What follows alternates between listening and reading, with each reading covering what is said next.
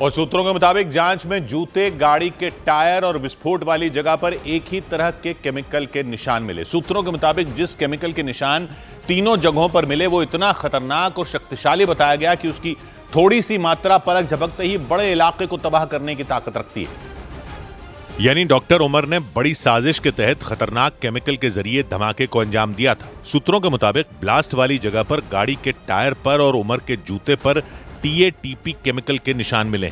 TATP यानी try acetone try peroxide वजन में हल्का लेकिन बेहद ताकतवर केमिकल होता है। सूत्रों के मुताबिक आतंकियों ने अमोनियम नाइट्रेट और TATP को साथ मिलाकर हाई इंटेंसिटी वाला धमाका करवाया था और दिल्ली को दहलाकर रख दिया था।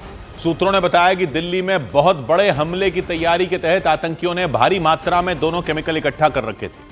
अमोनियम नाइट्रेट और TATP को मिलाकर पहले भी कई देशों में आतंकी हमलों को अंजाम दिया जा चुका है और भारी तबाही मचाई जा चुकी है। 2005 में लंदन, 2015 में फ्रांस की राजधानी पेरिस, 2016 में बेल्जियम की राजधानी ब्रसल्स के एयरपोर्ट पर सुसाइड बॉम्बर इसका इस्तेमाल कर चुके हैं। TATP कोई आम केमिकल नहीं होता। ये हल्की सी रगड़, झटका, गर्मी या चिंगारी से ही धमाका कराने की ताकत रखता है। इसीलिए इसमें डेटोनेटर यानी ब्लास्ट करने वाले ट्रिगर की भी जरूरत नहीं पड़ती। और अमोनियम नाइट्रेट के साथ मिलने के बाद तो ये और ज्यादा खतरनाक हो जाता है। इसलिए आतंकी संगठन TATP को पसंद करते हैं। हालांकि कई बार इसे बनाते वक्त वो खुद भी इसका शिकार हो जाते हैं। सबसे खास बात यह कि सुरक्षा जांच के दौरान भी ये केमिकल आसानी से पकड़ में नहीं आता और इसे बनाना भी बेहद आसान होता है। TATP को बनाने के लिए सिर्फ 3 चीजें चाहिए होती हैं जो आसानी से मिल जाती हैं। पहला केमिकल होता है एसीटोन, जो आमतौर पर नेल पॉलिश रिमूवर में होता है। दूसरा केमिकल होता है हाइड्रोजन पेरोक्साइड, जो ब्लीच या एंटीसेप्टिक लिक्विड में होता है। तीसरी चीज है तेजाब, जो बैटरी में डालने के लिए या टॉयलेट क्लीनर के तौर पर मिल जाता है। और इस सबको मिलाकर TATP यानी ट्राई एसीटोन ट्राई पेरोक्साइड तैयार हो जाता है। और सूत्रों के मुताबिक ब्लास्ट के लिए डॉक्टर उमर ने भी TATP को अमोनियम नाइट्रेट के साथ मिलाकर एक ताकतवर बम बना लिया था। सूत्रों ने बताया कि जांच में पता चला कि धमाके के लिए आतंकियों ने 2 किलो से ज्यादा अमोनियम नाइट्रेट का इस्तेमाल किया था और भयानक तबाही मचा दी थी। सूत्रों के मुताबिक जांच टीम ने धमाके वाली जगह से 52 से ज्यादा सैंपल इकट्ठा किए थे। इनमें बहुत पतले पतले तार, जले हुए केमिकल के सबूत, प्लास्टिक के पिघले हुए हिस्से और डेटोनेटर जैसा सामान मिला था। सूत्रों के मुताबिक सैंपल की जांच के बाद जांच टीम इस निष्कर्ष पर पहुंची कि डॉक्टर उमर को सिर्फ विस्फोटक की समझ ही नहीं थी, बल्कि उसे पता था कि किस अनुपात में केमिकल मिलाने से ब्लास्ट की ताकत कितनी बढ़ सकती है। और सूत्रों के मुताबिक शू बॉम्बर बनकर उसने दिल्ली के दिल को दहला दिया था। साल 2001 में अमेरिका में रिचर्ड रीड नाम के एक व्यक्ति को शू बॉम्बर होने के आरोप में एयरपोर्ट पर गिरफ्तार कर लिया गया था और आरोप लगाया गया था कि रिचर्ड रीड ने एयरपोर्ट पर अपने जूतों में छिपाकर रखे विस्फोटक में धमाका करने की कोशिश की थी। अमेरिकी रक्षा विभाग की तरफ से बताया गया था कि रिचर्ड रीड आतंकवादी संगठन अल-कायदा के लिए काम करता था।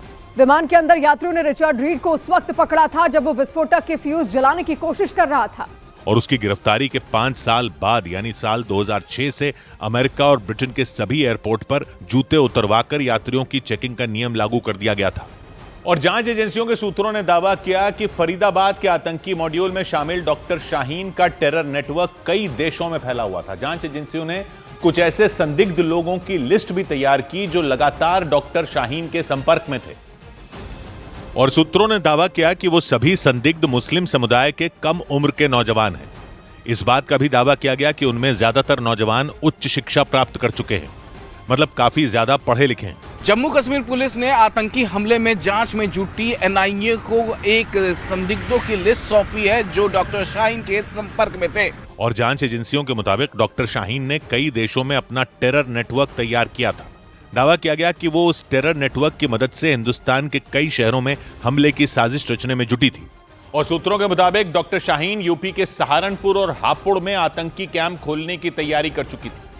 जांच एजेंसियों के मुताबिक लखनऊ की रहने वाली डॉक्टर शाहीन ने साल 2013 में कानपुर में नौकरी छोड़ दी थी और जांच में पता चला कानपुर से नौकरी छोड़ने के कुछ दिन बाद डॉक्टर शाहीन अचानक थाईलैंड चली गई थी। जांच एजेंसियों के मुताबिक थाईलैंड के बाद उसने सऊदी अरब की यात्रा भी की थी। दावा यह भी किया गया कि सऊदी अरब से डॉक्टर शाहीन किसी और देश भी गई थी, जिसके बारे में जांच एजेंसियां पता लगाने में जुट गईं। जांच में यह बात सामने आई है कि डॉक्टर शाहीन विदेश यात्राएं नौकरी या फिर मेडिकल कॉन्फ्रेंस के नाम पर करती थी। ताकि उस पर किसी को कोई शक न हो, जबकि उसका मकसद आतंकी नेटवर्क तैयार करना था। सूत्र बताते हैं कि विदेश यात्रा के दौरान डॉक्टर शाहीन ने कई संदिग्ध लोगों से मुलाकात की थी और इसीलिए जांच एजेंसियां शाहीन की विदेश यात्राओं की टाइमलाइन और वहां के ठिकानों को खंगालने में जुट गईं। इस सबके बीच जांच के दौरान एजेंसियों को डॉक्टर शाहीन के 3 पासपोर्ट मिले और डॉक्टर शाहीन के उन तीनों पासपोर्ट पर अलग अलग पते दर्ज मिले। जांच में पता चला कि एक पासपोर्ट पर कानपुर का पता दर्ज है, जबकि दूसरा पासपोर्ट लखनऊ के पते पर है, जबकि तीसरा पासपोर्ट डॉक्टर शाहीन ने हरियाणा के फरीदाबाद के पते पर बनवाया था। जांच एजेंसियों के मुताबिक डॉक्टर शाहीन ने लखनऊ स्थित अपने पिता के घर के पता का इस्तेमाल कभी नहीं किया और दावा किया गया कि वो हर जगह आधिकारिक कागजों में अपने आतंकी भाई परवेज अंसारी के पते को लिखती थी। सूत्रों के मुताबिक डॉक्टर शाहीन ने अपने भाई परवेज अंसारी को आतंकी बनाने के लिए उसका ब्रेन वॉश किया था और जांच एजेंसियों के मुताबिक डॉक्टर शाहीन ने अपने तीनों पासपोर्ट में अभिभावक के अलग अलग नाम लिखे थे। जांच में पता चला कि डॉक्टर शाहीन के कानपुर वाले पासपोर्ट पर अभिभावक के तौर पर उसके पिता का नाम दर्ज है, जबकि लखनऊ वाले पासपोर्ट पर डॉक्टर शाहीन ने पति को और फरीदाबाद के पते पर बनवाए गए पासपोर्ट में उसने भाई परवेज अंसारी को अपना अभिभावक बताया था। सूत्र बताते हैं डॉक्टर शाहीन जानबूझकर अपनी लोकेशन और पहचान को धुंधला रखती थी। जांच में पता चला कि डॉक्टर शाहीन 3 बार पाकिस्तान जा चुकी है। इसके अलावा टेरर नेटवर्क तैयार करने के लिए वो थाईलैंड समेत 6 और देशों में भी गई थी। सूत्रों के मुताबिक डॉक्टर शाहीन के टेरर नेटवर्क में उसके भाई डॉक्टर परवेज की भूमिका भी बेहद अहम बताई गई और जांच एजेंसियों के मुताबिक परवेज 3 साल तक मालदीव में रहा था और वहीं वो अपनी आतंकी बहन डॉक्टर शाहीन की मदद करता था।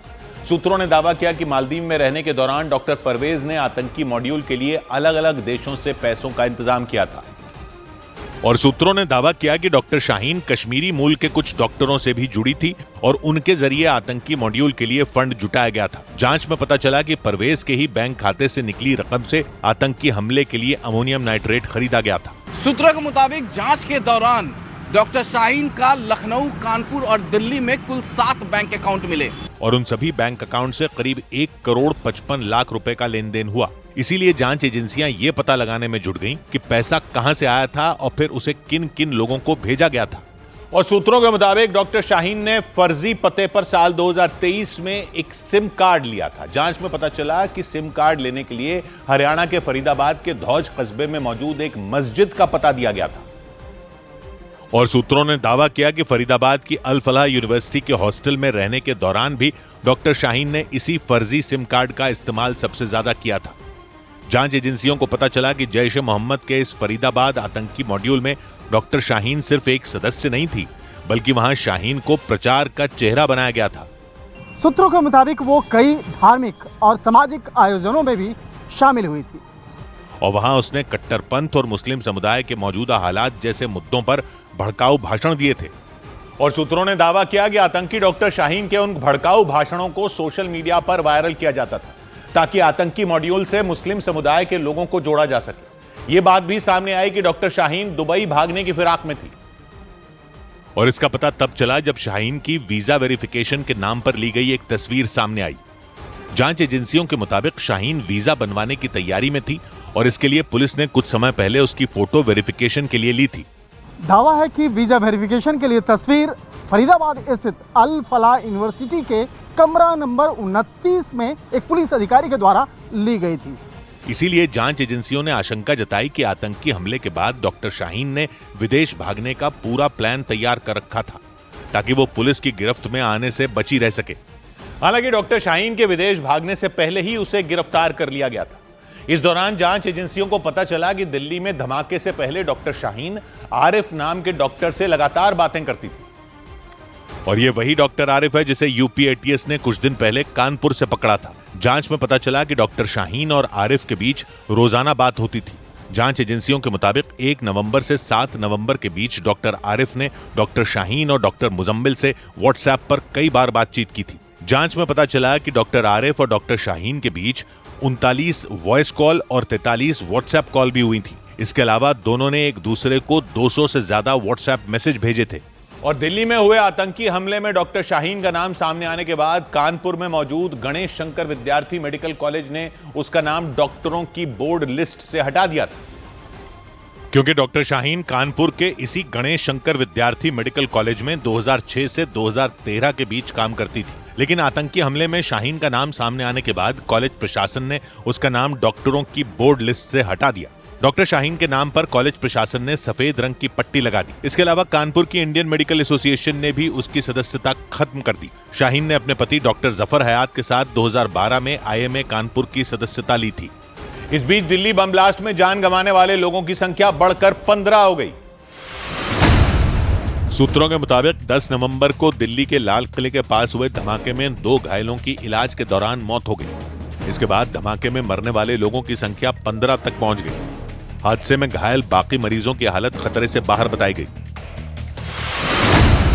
नई दिल्ली में चाणक्य डिफेंस डायलॉग में सेना प्रमुख जनरल उपेंद्र द्विवेदी ने पाकिस्तान को कड़ी चेतावनी दी।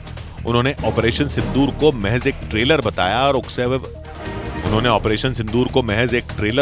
और उकसावे वाली कोई भी हरकत करने पर पाकिस्तान को कड़ा सबक सिखाने का दावा किया। आगे आने वाले हालात कैसे होंगे, ये इसके बारे में हम पूरी तैयारी करके बैठे हुए हैं। दिल्ली में धमाके के बाद जम्मू में सुरक्षा बल के जवानों ने रेलवे स्टेशन पर सर्च ऑपरेशन चलाया। इस दौरान यात्रियों के बैग की जांच की गई, जबकि कई महिलाओं के पर्स भी चेक किए गए। इधर दिल्ली धमाके की जांच में जुटी एजेंसियों को आतंकियों की बातचीत से जुड़ी चौंका देने वाली जानकारियां मिली। जांच एजेंसियों के सूत्रों के मुताबिक डॉक्टर शाहीन वुल्फ आवर यानी रात में 11 से 2 बजे के बीच एक्टिव होती थी और दावा किया गया कि उसी दौरान आतंक के फरीदाबाद मॉड्यूल से जुड़े लोगों की एक व्हाट्सएप ग्रुप में बातचीत होती थी। यानी दिल्ली ब्लास्ट के आरोपी रात के सन्नाटे में आपस में बात करते थे। सूत्रों ने बताया कि डॉक्टर शाहीन और उसके भाई डॉक्टर परवेज समेत कई लोग उस व्हाट्सएप ग्रुप से जुड़े थे। लेकिन हैरान कर देने वाली बात है कि उनकी बातचीत सिर्फ वुल्फ आवर में होती थी। वुल्फ आवर रात के 11 से लेकर 2 बजे के बीच के समय को कहा जाता है। माना जाता है कि रात के इन 3 घुटनों में वुल्फ यानी भेड़िए सबसे ज्यादा एक्टिव होते हैं, इसीलिए इसे वुल्फ आवर कहा जाता है। और दावा है कि दिल्ली धमाका मामले में पकड़े गए लोग आधी रात के वक्त वुल्फ आवर के दौरान ही आतंकी साजिशें रचते थे। जांच एजेंसियों के सूत्रों के मुताबिक शाहीन और उसके साथी एक दूसरे को कोड वर्ड वाले मैसेज भेजते थे और इसकी शुरुआत डॉक्टर शाहीन करती थी। सूत्रों के मुताबिक दिल्ली ब्लास्ट की जांच में जुटी एजेंसियों की पड़ताल में वुल्फ पैक नाम के व्हाट्सएप ग्रुप का नाम सामने आया। दावा है उस ग्रुप की एडमिन डॉक्टर शाहीन थी और उसमें उसका भाई परवेज भी जुड़ा था। सूत्रों ने बताया कि वुल्फ पैक व्हाट्सएप ग्रुप में सबसे पहले अंग्रेजी में HOWL यानी हाउल लिखा जाता था। अंग्रेजी के हाउल शब्द को आमतौर पर भेड़ियों के गुर्राने की आवाज को कहा जाता है और सूत्रों का दावा है कि डॉक्टर शाहीन जब वुल्फ पैक ग्रुप में हाउल शब्द लिखती थी तो उसके बाकी साथी सक्रिय हो जाते थे और इसके बाद रात के 11 बजे से 2 बजे तक यानी वुल्फ आवर में व्हाट्सएप पर ही आतंक की पाठशाला चलती थी। और जांच एजेंसियों से जुड़े सूत्रों के मुताबिक आतंक की यह पाठशाला डॉक्टर शाहीन और उसका भाई परवेज मिलकर चलाते थे। दावा है कि वुल्फ पैक व्हाट्सएप ग्रुप के अलावा भी शाहीन और परवेज ने कई ग्रुप बना रखे थे। सूत्रों के मुताबिक डॉक्टर शाहीन लड़कियों को कट्टरपंथी बनाने का काम देखती थी, जबकि परवेज लड़कों को बरगलाकर उन्हें नफरत के रास्ते पर ले जाने में जुटा था। मतलब दोनों भाई बहन ने व्हाट्सएप पर आतंक की अलग अलग यूनिवर्सिटियों का जिम्मा संभाल रखा था। और जांच एजेंसियों के सूत्रों का दावा है कि यह सब आतंकी संगठन जैश ए मोहम्मद के इशारे पर किया जा रहा था। यानी शाहीन और उसका भाई जैश के कहने पर व्हाट्सएप के जरिए टेरर नेटवर्क बनाने और उसे बड़ा करने में जुटे थे। और इतना ही नहीं, दावा किया गया कि उनके बनाए व्हाट्सएप ग्रुप में देश के अलग अलग इलाकों के कई मौलाना भी जुड़े थे। सूत्रों के मुताबिक शाहीन के साथ साथ वो मौलाना भी वुल्फ पैक ग्रुप में इस तरह के मैसेज भेजते थे जिनसे ग्रुप में शामिल नए लोगों को कट्टर बनाया जा सके। दावा है कि लोगों को धर्म के नाम पर जान दे देने के लिए भी कहा जाता था। यही नहीं, महिलाओं को परिवार छोड़ने और जरूरत पड़ने पर तलाक लेने की भी नसीहत दी जाती थी। मतलब आतंक की राह में आने वाले हर रोड़े को हटाने की सलाह दी जाती थी।